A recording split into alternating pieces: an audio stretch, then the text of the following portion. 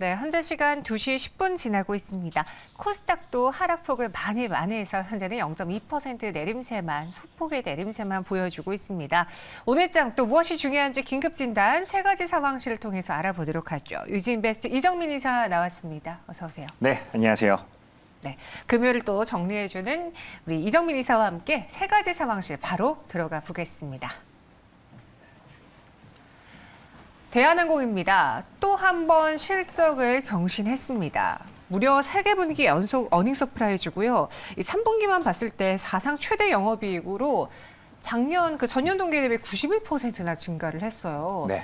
정말 대한항공은 실적 시즌에 이번에 실패한 적이 없네요. 네, 맞습니다. 대한항공 같은 경우는 항상 시장의 기대치보다도 훨씬 더 좋은 실적을 계속 좀 발표하고 있는 게 이제 좀 특징이 된다라고 좀 말씀을 드리겠고요. 하지만 그와 반대로 최근에 추세적인 부분만 놓고 봤을 때는 주가는 여전히 지지부진한 모습을 보여주고 있다라고 시청자 여러분들께 먼저 좀 말씀을 드리겠습니다. 그럼 이번에 3분기 실적 같은 경우에는 어느 정도를 달성을 했는지 우리가 먼저 알아야겠죠. 그래서 제가 좀 챙겨서 봤더니 매출 같은 경우에는 3조 7천억 원을 기록을 했습니다. 이는 전년 동기 대비해서 64% 증가한 수치이고요. 영업이익 같은 경우에도 8,392억 원을 기록을 했습니다.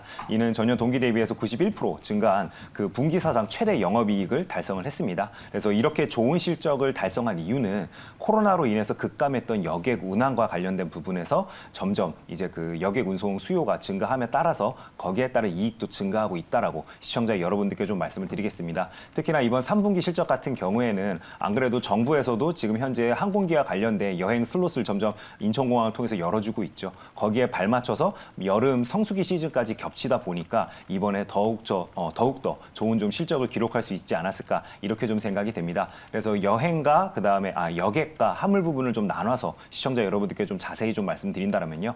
여객 부분 같은 경우에 매출은 1조 4,543억 원을 기록을 했습니다. 이는 전년 대비해서 338%나 증가한 수치인데요. 코로나 직전인 2019년과 비교를 해본다라면은 한 46%대 수준을 회복을 한 것을 우리가 파악을 좀 할 수 있습니다. 그렇기 때문에 이런 추세가 앞으로도 이어질 가능성이 높기 때문에 여객 부분에서는 점차 실적세가 더 좋아질 가능성이 굉장히 높다라고 시청자 여러분들께 좀 말씀을 드리겠습니다.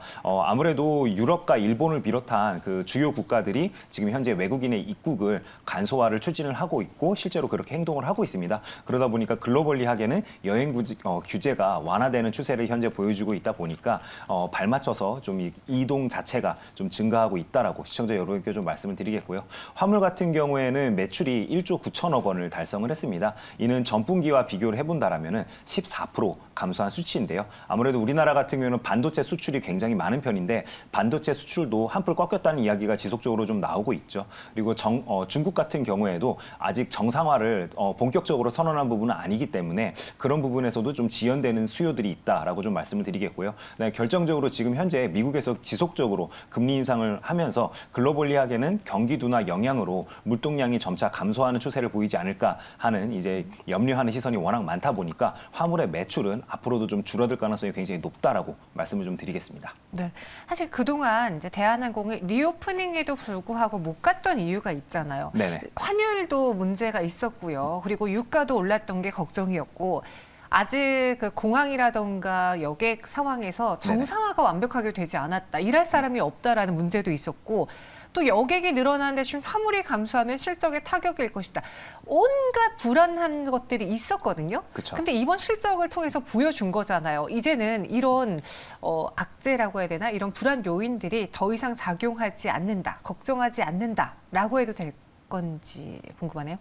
그렇게 생각을 할 수도 있겠지만 네. 일단 시장 전반적인 상황 자체가 녹록치 않습니다. 그리고 주식시장은 항상 이제 당장 앞둔 보다 조금 더 긴 시계열을 놓고 앞으로의 미래에 대해서 염려하는 시선이 훨씬 더 강하기 때문에 현재 대한항공의 주가의 흐름도 그런 부분을 크게 벗어나지 못하고 있다라고 좀 말씀을 드리겠습니다. 그리고 제가 시청자 여러분께 항상 말씀드리죠. 국내 주식에 투자할 때는 실적만 보고 투자했다가는 낭패를 보기 십상입니다. 그렇기 때문에 전반적인 시황도 우리가 같이 봐야 되기 때문에 대한항공이 참 어려운 주식 중에 하나다라고 시청자 여러분들께 좀 말씀을 드리겠고요.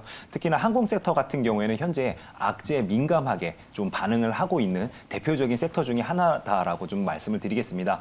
이번 주만 놓고 보더라도 대부분 다 2차 전지나 또는 네옴시티와 관련된 이제 호재성이 있는 종목들 빼고는 대부분의 섹터가 악재에 훨씬 더 민감하게 반응하는 모습을 좀 보여줬죠. 그래서 대한항공도 그런 여파를 크게 벗어나지는 못하는 모습을 보여줬다라고 먼저 좀 말씀을 드리겠습니다. 특히나 이번 주 그 미국에서 FOMC가 자이언트 스텝을 단행을 했죠. 이래 인해서 이제 강달러가 앞으로도 지속될 가능성은 굉장히 더 높아진 건데요. 항공산업은 대부분 달러 결제로 이루어지는 경우가 많습니다. 그렇기 때문에 예를 들어서 항공유나 아니면 공항을 이용하는 이용료, 그다음에 가장 중요하죠. 그 항공기의 리스 비용 등은 달러의 영향을 절대적으로 받을 수밖에 없습니다. 그렇기 때문에 대외 변수가 주가에 민감하게 반응하는 특징을 보여주다 보니까 분기 사상 최대 실적을 달성했음에도 오늘 주가가 한 자릿수 상승에 그치는 이런 모습을 좀 보여주고 있는 게 아닐까 이렇게 좀 생각이 되고요. 거기다가 각국 중앙은행들이 어쨌든지 인플레이션을 잡기 위해서 기준금리 인상을 지속적으로 하면서 강제로라도 경기를 꺾겠다라는 이야기를 서슴없이 지금 하고 있는 대외적인 상황이 되었습니다. 그러다 보니까 이럴 때일수록 여객 부분에서는 그 늘어나는 슬롯을 이제 그대로 매출이 반영을 하겠지만 제일 중요한 거는 그동안 어떻게 보면 주가를 방어를 그나마 해줬던 화물 부분이 본격적으로 꺾일 가능성이 높은 것을 시장에서는 훨씬 더 크게 염려를 하고 있다라고 시청자 여러분들께 좀 말씀을 드리겠습니다. 사측에서도 이런 대외 불확실성을 이미 알고 있기 때문에 이번에 실적 발표를 하면서 말하기로는 부정기편을 활용해서 노선을 좀 탄력적으로 운영을 하면서 이런 대외 변수에 조금 더 이제 좀 흔들리지 않도록 하기 위해서 노력을 많이 하겠다라고 밝힌 상황입니다.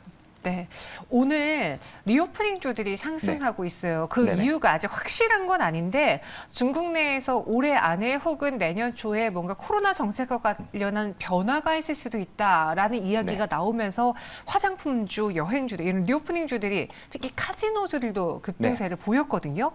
이런 상황에서 대한항공 실적도 잘 나왔겠다. 중국발의 문이 확 열린다면 네. 기세를 몰고 우상향할 수 있지 않을까. 가격 전략 세워볼게요. 네, 제가 시청자 여러분들께 말씀드린 한 줄 평은요. 매수, 멈춰. 이렇게 좀 말씀을 드리겠습니다. 네. 앵커께서 굉장히 좋은 이제 어떻게 보면 뉘앙스로 좀 죄송합니다. 말씀을 해주셨지만 네. 저는 여전히 변수가 훨씬 더 크다라고 좀 생각을 하기 때문에 대한항공의 섣불리 매수 버튼을 누르지는 말자라고 시청자 여러분께 좀 말씀을 드리겠습니다. 특히나 원달러 환율이 그 10원 변동이 될 때마다 350억 원 정도의 외화 평가 손익이 발생을 하게 된다라고 이제 알려져 있습니다. 그렇기 때문에 대한항공은 이런 대외적인 변수에 굉장히 좀 취약한 구조를 가질 수밖에 없는 사업 포트폴리오를 가지고 있기 때문에 우리가 그런 부분들을 좀 생각을 해본다라면은 항공주 매수를 지금 굳이 할 필요는 없다라고 시청자 여러분들께 좀 말씀을 드리겠고요. 특히나 오늘 지금 현재 중국 증시가 급등하고 있습니다. 이유로 제가 지금 파악해본 바로는 11월 27일 날 상해 마라톤이 열리는데요. 2020년도 같은 경우에 9천여 명 정도가 참가를 했는데 올해 같은 경우에는 18,000여 명 정도가 참가하는 것으로 알려지면서 리오프닝을 본격적으로 실시하는 게 아니냐 하는 기대감을 가지고 현재 중국 증시가 상승하는 모습을 보여주고 있습니다. 하지만 냉정하게 봤을 때 여전히 중국 정부에서 본격적으로 선언을 하지 않는 이상은 중국에서는 지속적인 아무래도 노이즈성 이슈가 발생될 가능성이 높기 때문에 항공주는 지금은 아직은 좀 참자라고 시청자 여러분께 다시 한번 강조해서 말씀을 드리겠습니다. 네, 신규 매수는도 일단은 멈추자라고 했습니다. 아직 불안한 그런 시황들, 대한항공 둘러싸고 있는 조건들을 더 확인해보고 가자라는 의견 들어봤고요. 이어서 두 번째 상황실 만나보시죠. 포스코 에너지를 품는다. 포스코 인터내셔널이 오늘 호재 속에 상승세를 보였습니다.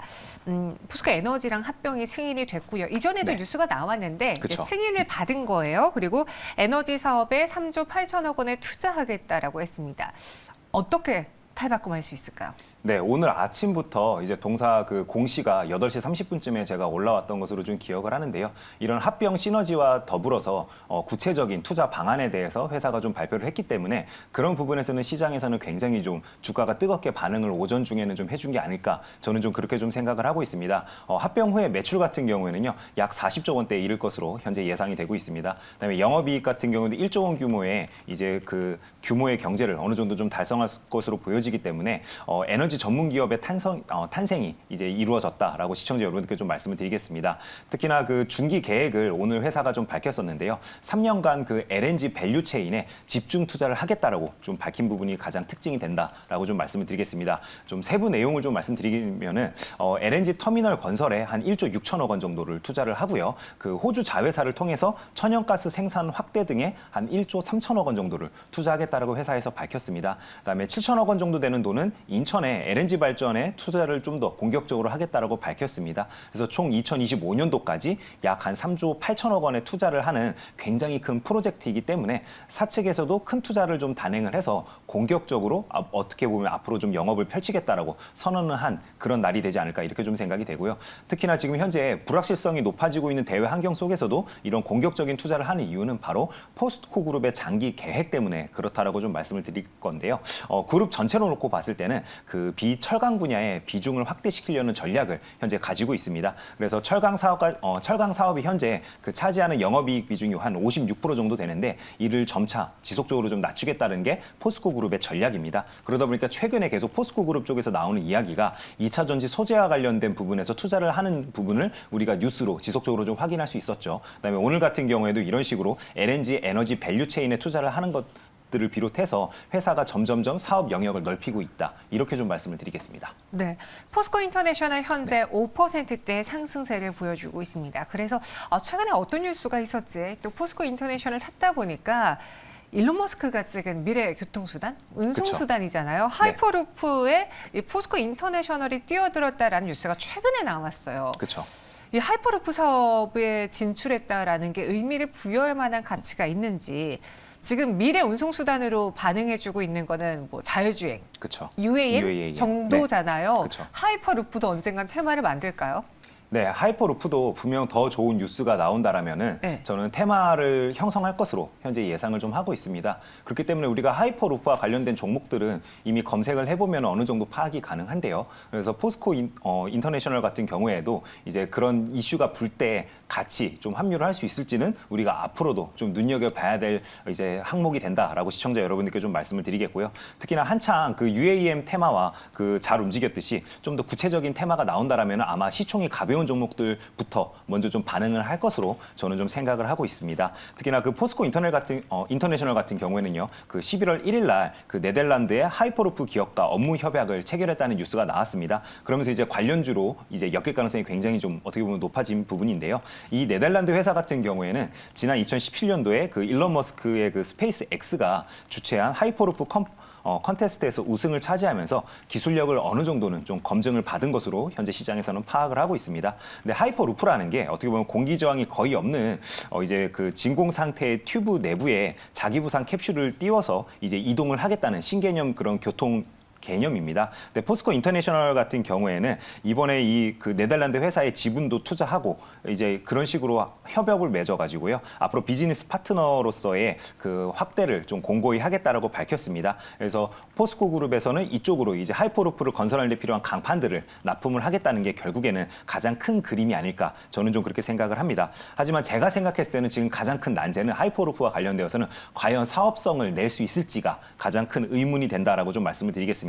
아무래도 그 아진공 그러니까 0.01 기압을 유지하려면은 굉장히 토목공사 자체가 금액이 많이 드는 대규모 투자가 이루어질 수밖에 없다라고 저는 좀 생각을 하고 있습니다. 더군다나 이런 그 대규모 토목공사 같은 경우는 당연히 유지 보수 비용도 굉장히 많이 들 수밖에 없기 때문에 지금 현재 이미 우리가 이용하고 있는 고속철도 또는 여객 그 항공기 등을 뛰어넘을 정도의 사업성을 과연 확보할 수 있을지에 대해서는 앞으로 기술이 어느 정도로 진보를 하고 거기에 발맞춰서 비용들이 다운을 되는지는 우리가 뉴스로 좀 확인해 볼 필요가 있다라고 시청자 여러분들께 좀 말씀을 드리겠고요. 그래서 제가 관련되어서 좀 검색을 해봤더니 며칠 전에 그 스페이스X가 캘리포니아에 건설했던 그 하이퍼루프 테스트 터미널 같은 경우에는요, 현재 스페이스X 직원들이 주차장으로 쓰고 있다라고 합니다. 그래서 이와 관련되어서도 지금 현재 설왕설래하는 굉장히 기사가 많이 나오고 있는 상황이기 때문에 앞으로 그 기술이 어느 쪽으로 좀 발전이 되고 투자가 되고 있는지 특히나 미국발 뉴스에 국내 주식들이 뜨겁게 반응하는 특성들이 있기 때문에 그런 뉴스의 흐름을 우리가 지속적으로 좀 파악해 보자라고 시청자 여러분들께 다시 한번 강조해서 좀 말씀을 드리겠습니다. 그냥 주차장으로만 쓰는 건 아니겠죠? 네, 일단은 기사상으로는 네, 주차장으로 현재 쓰고 있다라고 합니다. 네. 알겠습니다. 포스코 인터내셔널 경기 침체에도 불구하고 거침없는 흐름을 보여주고 있습니다. 에너지 중요성에 대해서 포스코 인터내셔널을 봐야 될까라는 네. 생각도 들고 사실 이번에 에너지 대란이 더 커진 이유가 물론 기후 변화도 있었지만 러우 전쟁 때문이었잖아요. 그쵸. 네.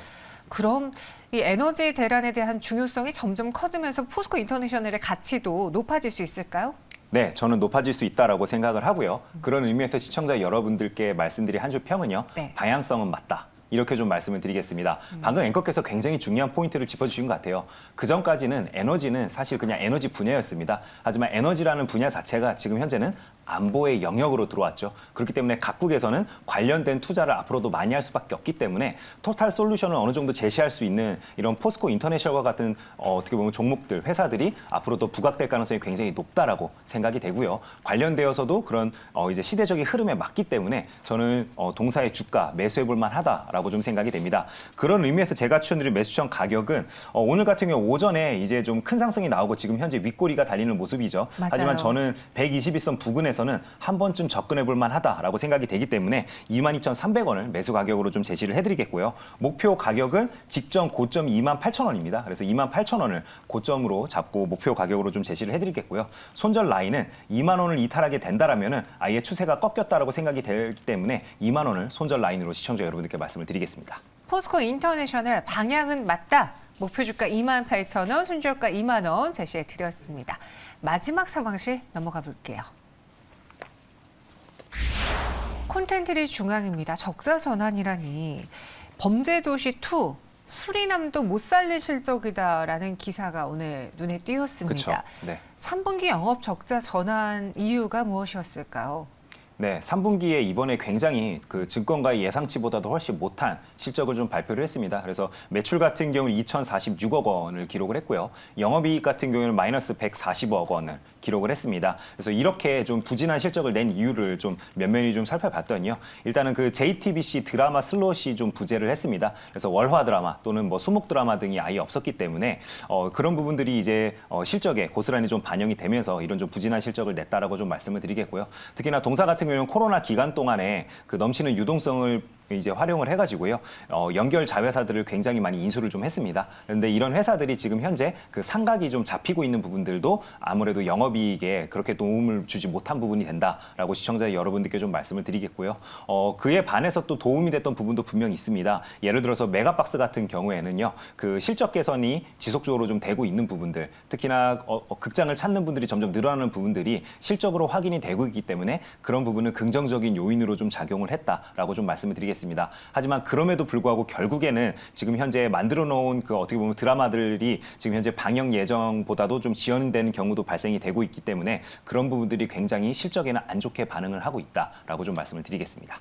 네, 콘텐츠리 중앙 사실 말씀해 주신 것처럼 수리남이 있었는데 범죄도시 2가 그렇게 흥행을 했는데 라는 생각과 함께 지금 전 세계를 홀린 K 콘텐츠라면서요. 넷플릭스가 그렇게 우리 시장을 좋아한다면서요. 그렇죠. 그런데 왜 국내 그런 미디어 제작사인 콘텐츠리 중앙이 실적이 좋지 않았던 걸까?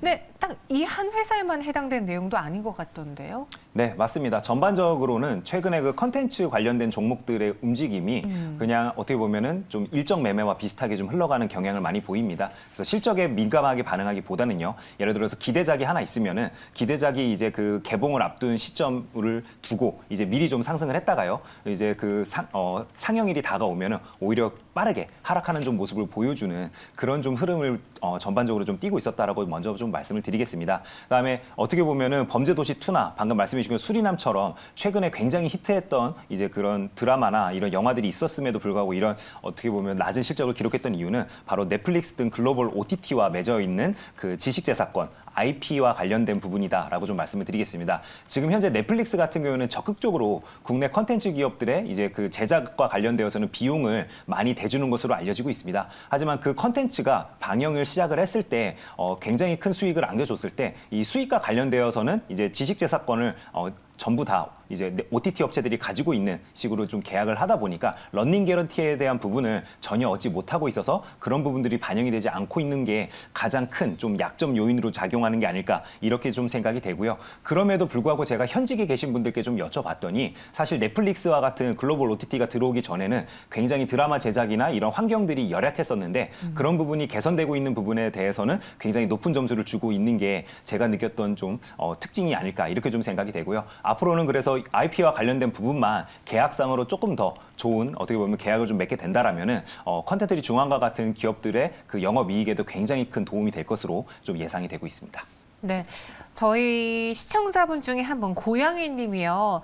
카지노랑 재벌집 막내 아들 곧 방송한다던데 콘텐츠리 중앙 매수해볼까 싶습니다. 하지만 손이 잘 안 나가네요라고 의견 주셨거든요.